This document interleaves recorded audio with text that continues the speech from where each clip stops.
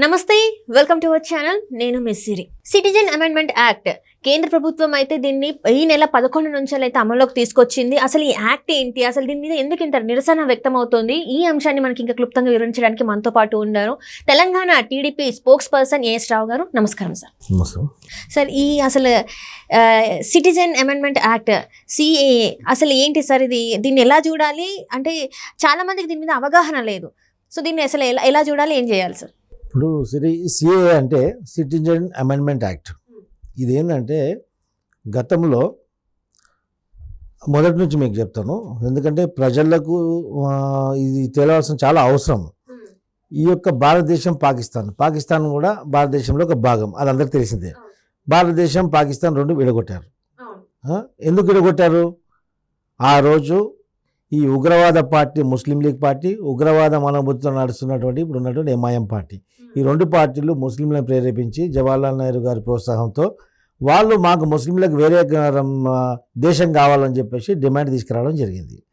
తీసుకొచ్చిన తర్వాత ముస్లింలకు వేరే దేశం ఇచ్చారు. ఇచ్చిన తర్వాత ముస్లింలందరూ ఎక్కడ వెళ్ళిపోవాలి కదా, వెళ్ళిపోకుండా జవహర్లాల్ నెహ్రూ గారి యొక్క కాంగ్రెస్ పార్టీ యొక్క దేశ వ్యతిరేక కార్యక్రమం అనుకోవచ్చు, కాంగ్రెస్ పార్టీ యొక్క తప్పిదాలు, చారిత్రాత్మక తప్పిదాల వల్ల ఇలాంటి కార్యక్రమం జరిగినాయి.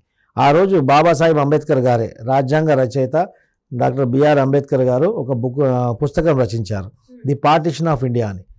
దాంట్లో పేజ్ నంబర్ 311లో క్లియర్గా ఆయన పొందుపరిచారు, ఈ యొక్క దేశాన్ని విభజించారు ఒక మతం ప్రాతిపదికన. మతంగా ఒక మతానికి సంబంధించినటువంటి వ్యక్తులు దేశాన్ని కోరుతున్నారు కాబట్టి మతం పేరుతో విభజించినప్పుడు ఆ మతానికి చెందిన వాళ్ళు ఎవరు కూడా ఇక్కడ ఉండకూడదు. మొత్తం ఒక మతానికి చెందినటువంటి వాళ్ళ గురించి ఒక దేశాన్ని ఇచ్చినప్పుడు ఆ మతం అనేది మొత్తం అక్కడ ఉన్న వాళ్ళందరూ అక్కడ వెళ్ళిపోవాలా, అక్కడ ఉన్న వాళ్ళు మరి ఇక్కడ వాళ్ళ. అంటే ఈ విభజన ఎప్పుడైతే సంపూర్ణం అవుతుందంటే ఈ డివిజన్ అయినప్పుడు ఒక ముస్లిం వర్గం అంతా కూడా పాకిస్తాన్కి వెళ్ళిపోయి అక్కడ ఉన్నటువంటి హిందూ వర్గం కూడా మన భారతదేశానికి వచ్చినప్పుడు ఈ యొక్క డివిజన్ అనేది కంప్లీట్ అవుతుంది. అది కాకుండా ఇక్కడ ఉన్న వాళ్ళు ఇక్కడే ఉండి అక్కడ ఉన్న వాళ్ళు అక్కడే ఉండి దేశం ఇచ్చేస్తే మాత్రం ఈ యొక్క పార్టీషన్ అనేది సక్సెస్ఫుల్ కాదని చెప్పేసి ది పార్టీషన్ ఆఫ్ ఇండియా పుస్తకంలో అంబేద్కర్ గారు రాశారు. అందుకనే జవహర్లాల్ నెహ్రూ గారు అంబేద్కర్ గారి పైన అక్కసువేలు చెప్పి ఆయన ఓడగొట్టడం జరిగింది. ఇది కాంగ్రెస్ యొక్క చారిత్రాత్మక తప్పిదాలు. ఇలా చాలా ఉన్నాయి తప్పిదాలు, ఆర్టికల్ 370 ఇంకా రకరకాల తప్పిదాలు ఉన్నాయి. We don't know to go on that issues. ఈరోజు భారత ప్రభుత్వం అంటే నరేంద్ర మోదీ గారి ప్రభుత్వం ఏ విధంగా ఆలోచించిందంటే, మీరు చూడండి, గత కొన్ని దశాబ్దాల నుంచి దేశవ్యాప్తంగా ఎక్కడ ఉగ్రవాద కార్యక్రమాలు, ఉగ్రవాద టెర్రరిస్ట్ అటాక్స్ జరిగినా కానీ దాని మూలాలు హైదరాబాద్కి వచ్చి చేరుతున్నాయి. అంటే హైదరాబాద్ ఉగ్రవాద స్థావరాల కాదు కదా, ఉగ్రవాద స్థావరాల్లో ఎలా మారినాయి హైదరాబాద్ అంటే, ఒప్పందం జరిగింది ఇండియా పాకిస్తాన్ విడిపోయినప్పుడు. అక్కడ ఉన్నటువంటి మైనారిటీస్, అక్కడ ఉన్నటువంటి మైనారిటీస్ ఎవరు? హిందువులు. ఇక్కడ ఉన్నటువంటి మైనారిటీస్ ముస్లిమ్స్. ఇక్కడ ఉన్న మైనారిటీస్ ముస్లిమ్స్ అన్కండిషనల్గా బేషరతుగా అక్కడికి వెళ్ళిపోవచ్చు.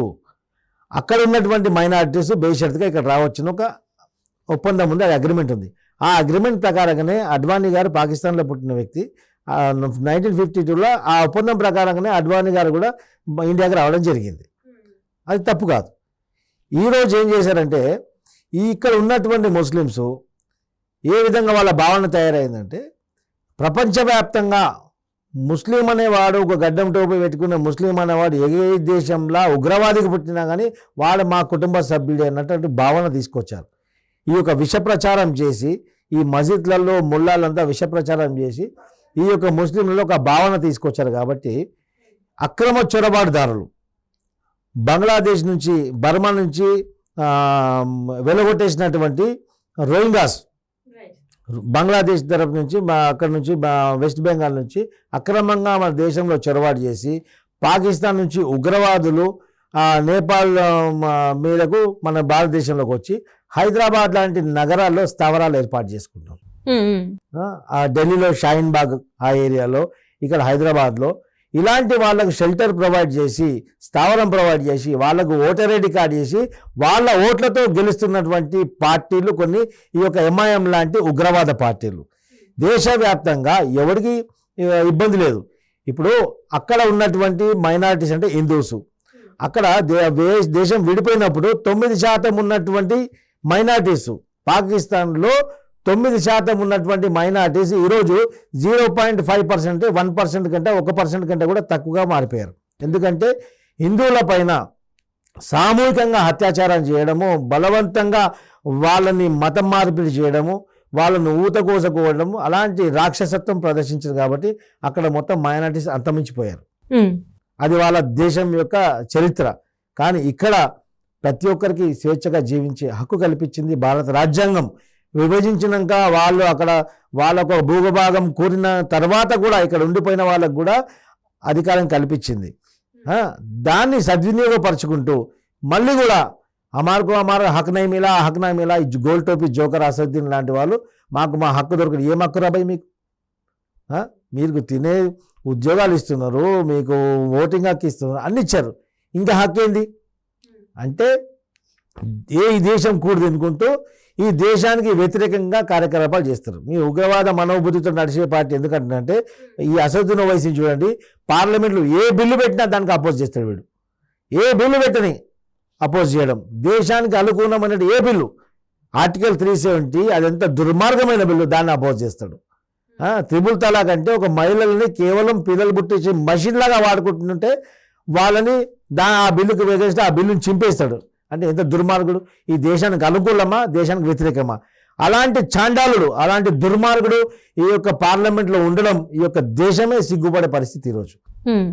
అదే కాకుండా ఈరోజు ముస్లిమ్స్ వర్గంలో మొత్తము మనకు సిఏ అమెండ్మెంట్ చేశారు, ఎన్ఆర్సీ సిఏ అమెండ్మెంట్ తీసుకొచ్చి దగ్గర ఇంప్లిమెంట్ చేస్తున్నారు. మనం అందరికి కూడా డిటెన్షన్ సెంటర్లు వేస్తారు, రెస్క్యూ క్యాంపులు వేసేస్తారు, మనందరిని జైలు వేసేస్తారు, మనందరిని ఇక్కడ నుంచి ఎల్లగొట్టేస్తారని చెప్పేసి దుష్ప్రచారం చేయడం జరుగుతుంది. ఆ దుష్ప్రచారం చేసే వాళ్ళకి ఒకటే చెప్తున్నా, అరే మూర్ఖులారా, మీరు ఉండిపోయినరు, మీరు పిల్లలు పుట్టిస్తున్నారు, ఇక్కడ ఏమంటారు భూములు కొనుక్కుంటున్నారు, ఇల్లు కట్టుకుంటున్నారు, మీ యొక్క కుటుంబాలు తరతరాలు మళ్ళీ వచ్చేస్తున్నాయి, 2-3 జనరేషన్స్ వచ్చేసాయి. దానికి మేము ఏమంటలేము. ఇక్కడ ఉన్న ముస్లిమ్స్, ఇక్కడ పుట్టిన ముస్లిమ్స్లని ఎవరు కదిలించలేబోరు కూడా. అలా కదిలిస్తే మేమే వాళ్ళని అడ్డుకుంటాము. కేంద్ర ప్రభుత్వం అది కూడా చెప్తుంది. ఇక్కడ ఉన్న ముస్లిమ్స్కి సిటిజన్షిప్ తీసేయడం కాదు, అక్రమంగా చొరబాటుదారులు వచ్చి ఇక్కడ స్థావరం ఏర్పాటు చేసుకొని, ఇక్కడ ఉన్నటువంటి మహిళల్ని పెళ్లి చేసుకొని, ఇక్కడ పిల్లలు పుట్టించి, ఇక్కడ ఉన్నటువంటి ప్రభుత్వ రాయితీలు వాడుకుంటుంటే ఈ భారతదేశం అనాథాశ్రమం ఆరవై ఎవరంటాడు ఇక్కడ వచ్చి సంసారం చేయడానికి? ఇక్కడ పుట్టిన వాళ్ళకే ఇక్కడ ఉండే అధికారం ఉంది. ఏ దేశంలో అయినా కానీ, ఏ చిన్న చితక దేశంలో అయినా కానీ, మీరు ఆ దేశంలో ఎంటర్ అవుతే మీరు ఎందుకు పోతున్నారు, ఏ పనితోడు వచ్చారు, మీరు ఎప్పుడు మళ్ళీ తిరిగి వెళ్తారని వివరాలు ఇవ్వడం జరుగుతుంది. ఆ వివరాలు ఇస్తేనే పర్మిషన్ అవుతుంది. ఈ భారతదేశంలో భారతదేశం ప్రపంచవ్యాప్తంగా ఏ విధంగా ఉందంటే, ఎవడైనా వచ్చి దేశంలోకి ఎంటర్ అయితే చాలు, వాడు ఏ కోణకన్నా పోవచ్చు, వాడు ఎన్ని పేర్లన్నా మార్చుకోవచ్చు, వాడు ఎన్ని పెళ్ళిళ్ళని చేసుకోవచ్చు, ఎంతమంది పిల్లలను పుట్టవచ్చు, వాడు ఉగ్రవాద స్థావరాలు ఏర్పాటు చేసుకోవచ్చు, మదర్సాల పేరుతో ఏమన్నా చేయొచ్చు. ఇలాంటి కార్యక్రమాలు ఇక్కడ జరుగుతున్నాయి కాబట్టి ఈ సిఏ అని చెప్పి ఇంప్లిమెంట్ చేస్తున్నారు. సిఏ అంటే సిటిజన్ అమెండ్మెంట్ యాక్ట్. అంటే నేను ఇక్కడ పుట్టినా, నా తండ్రి ఇక్కడ పుట్టిండు, నా తాత ఇక్కడ పుట్టిండు అంటే సాక్ష్యాధారాలు ఉండవా? అంటే బర్త్ సర్టిఫికేట్ లాగానే ఇది ఒక సర్టిఫికేట్ లేకుంటే మీ తాత, మీ తండ్రి, తాత 3 జనరేషన్స్ డీటెయిల్స్ అడుగుతారు. ఎంత విడ్డూరం అంటే हमारे को कागज पूछ रहे, कागज बकरी का गई, बकरी को बाबा का गए अंట. అంటే కాగితం మేక తినేసిందంట, మేకను వీళ్ళు అయ్యే తినేసిందంట, మాది ఏం కాగితాలు లేవరాబా అంటే సరే అదే అనుకుందాం, అదే నిజం అనుకుందాం కొద్దిసేపటి వరకు. ఈరోజు దుబాయ్ పోవడానికి పాస్పోర్ట్ అవసరం. పాస్పోర్ట్కు ఎంత కఠినమైనటువంటి రూల్స్ ఉన్నాయి. ఆ పాస్పోర్ట్ కావాల్సినటువంటి కాగితాలు కానివ్వండి, డాక్యుమెంట్స్ కానీ పాతాళంలో ఉన్న ఎత్తికి తీసుకొచ్చి దాన్ని పొందుపరిచి పాస్పోర్ట్ పొంది మళ్ళీ దుబాయ్కి వెళ్తున్నారు కదా. అంటే పాస్పోర్ట్ కంటే కూడా ఇంపార్టెంటా?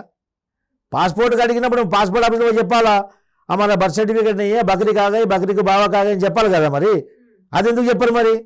అంటే మీ అవసరానికి వస్తే ఈ విధంగా, దేశానికి అవసరమైతే ఈ విధంగానా? ఇవన్నీ పిచ్చి కథలు పక్కకు పెట్టి ఇప్పుడు ఎవరెన్ని కుయక్తులు పనినా ఈ యొక్క దేశం యొక్క రక్షణ, దేశం యొక్క భవిష్యత్తు దృష్టిలో పెట్టుకుని తీసుకొచ్చినటువంటి అమెండ్మెంట్ ఇది. ఇరు పార్లమెంట్లో లోక్సభలో రాజ్యసభలో ఇరు సభలలో ఈ బిల్లు పాస్ అయింది. ఆ తర్వాత ప్రెసిడెంట్ గారికి పంపించడం జరిగింది. ప్రెసిడెంట్ అమెండ్మెంట్ అయిన తర్వాత ప్రెసిడెంట్ సంతకం అయిన తర్వాత ఇది గజెట్లో పొందుపరచడం జరిగింది. భారత రాజ్యాంగంలో ఒక భాగంగా ఇది గజెట్లో పొందుపరచడం జరిగింది. గజెట్లో ఇంప్లాల్ అయ్యింది. ఇప్పుడు దీన్ని ఎవరు కానీ తల కింద కాలు మీదకేసి యాలాడినా గొంతు కోసుకున్న ఈ యాక్ట్ని తొలగించడం ఇంపాసిబుల్. ఖచ్చితంగా ఇది ఉండాల్సిందే. ముస్లింలైనా హిందువులైనా దీన్ని పాటించాల్సిందే ఖచ్చితంగా. రకరకాల ప్రతిపక్ష పార్టీలు ఎన్నికల ముందుకు వాంటెడ్లు తీసుకొచ్చారని కాదు, దీనికి ప్రెసిడెన్షియల్ అమెండ్మెంట్ కావడానికి 3 సంవత్సరాలు పట్టింది. ఆ తర్వాత ఇప్పుడు ప్రజల్లోకి తీసుకురావడం జరిగింది. ఎందుకంటే ఇప్పుడు ఎందుకు ఇంప్లిమెంట్ చేశారంటే రేపు ఇన్ కేస్ ఈ యొక్క ప్రజాస్వామ్యంలో ఏదైనా జరగవచ్చు.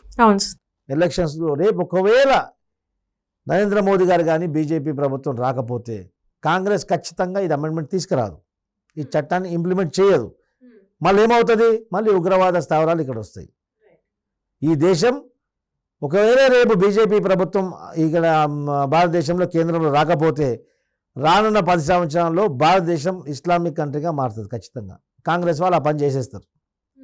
దానికి అడ్డుకోవడానికి భారతదేశ భవిష్యత్తుని, భారతదేశం యొక్క అస్తిత్వాన్ని కాపాడడం కోసం ఈ యొక్క CAA citizen amendment act. Right sir.